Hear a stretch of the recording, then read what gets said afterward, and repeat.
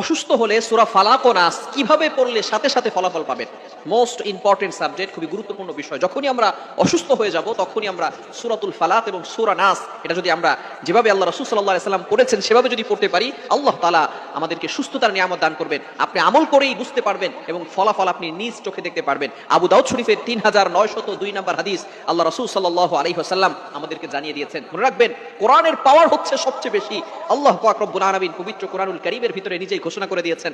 আপনি পবিত্র কোরআনুল কারীম খুলুন, 15 নম্বর পারা 9 নম্বর পৃষ্ঠার 2 নম্বর লাইন, সূরা বনী ইসরাঈলের 82 নম্বর আয়াতে আল্লাহ তাআলা বলেন, ওয়া নুনাজ্জিলু মিনাল কুরআনি মা হুয়া শিফাউ ওয়া রাহমাতুল লিল মুমিনিন।